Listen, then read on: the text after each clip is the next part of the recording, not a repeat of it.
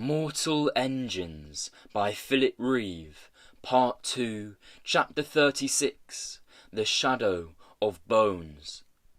Hester took the lead, climbing up through the open top of the dome into the smoky firelight and the shadow of the great weapon. Off to her right, the charred skeleton of the 13th floor elevator lay draped over the ruins of the engineerium like a derelict roller coaster. The fire had spread to the guild hall, and the planning department and the hall of records were blazing, hurling out firefly swarms of sparks and millions of pink and white official forms. St. Paul's was an island in a sea of fire, with the Jenny Hanover swinging above it like a low-budget moon, scorched and listing, veering drunkenly in the updrafts from the burning buildings. She climbed higher, out onto the cobra hood of Medusa. Valentine came after her. She could hear him whispering to Catherine, his eyes fixed on the struggling airship. "What idiot is flying that thing?" he shouted, working his way across the cow to join her. "It's Tom!" Hester called back, and stood up, waving both arms and shouting, "Tom! Tom!" It was the shawl that Tom saw first, the one he had bought for her in Peripatiopolis. Knotted round her neck now, streaming on the wind, it made a sudden flash of red, and he saw it from the corner of his eye, and looked down, and saw her there, waving. Then a black wing of smoke came down over her, and he wondered if he had only imagined that tiny figure inching out onto the cobra's hood, because it seemed impossible that anyone could survive in this huge fire that he had caused. He made the Jenny Hanover swoop closer. The smoke lifted, and there she was, flapping her arms with her long black coat and her long leg stride, and her ugly, wonderful face. Catherine opened her eyes.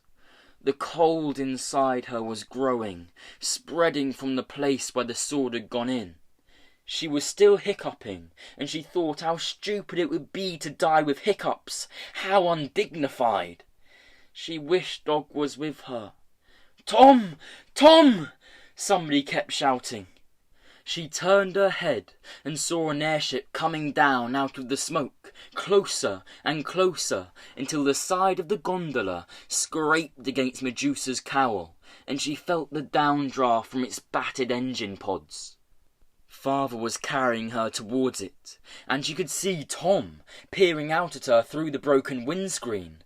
Tom who had been there when it all begun, whom she had thought was dead. But here he was, alive, looking shocked and soot-stained, with a V-shaped wound on his forehead, like the mark of some unknown guild. The gondola was much bigger inside than she expected. In fact, it was a lot like Cleo House, and Dog and Beavis were both waiting for her there, and her hiccups had stopped, and her wound wasn't as bad as everyone had thought. It was just a scratch. Sunlight streamed in through the windows as Tom flew them all up and up into a sky of the most perfect crystal blue, and she relaxed gratefully into her father's arms. Hester reached the airship first, hauling herself aboard through its shattered flank. But when she looked back, holding out her hand to Valentine, she saw that he had fallen to his knees, and realised Catherine was dead. She stayed there, still with her hand outstretched, not quite knowing why.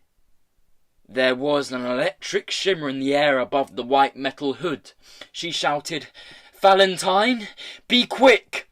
He lifted his eyes from his daughter's face just long enough to say, "Hester! Tom! Fly! Save yourselves!" Behind her, Tom was cupping his hands to his ears and shouting, "What did he say? Is that Catherine? What's happened?" "Just go!" she yelled, and clambering past him started switching all the engines that still worked to full power. When she looked down again, Valentine was dwindling away below, a dark shape cradled in his arms, a pale hand trailing. She felt like Catherine's ghost, rising into the sky. There was a terrible pain inside her, and her breath came in sobs, and something wet and hot was spilling down her cheek.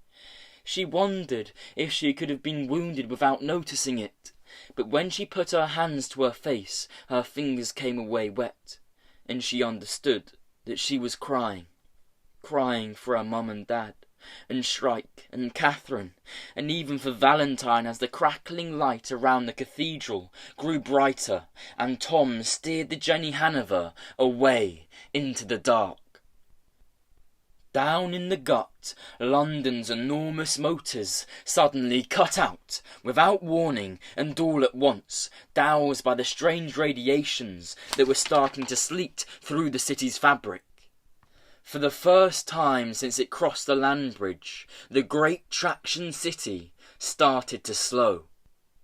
In a hastily barricaded gallery in the London Museum, Chudley Pomeroy peered cautiously over the replica of the blue whale, and saw that the squads of stalkers advancing on his last redoubt had all stopped in their tracks, pale clouds of sparks coiling about their metal skulls like barbed wire.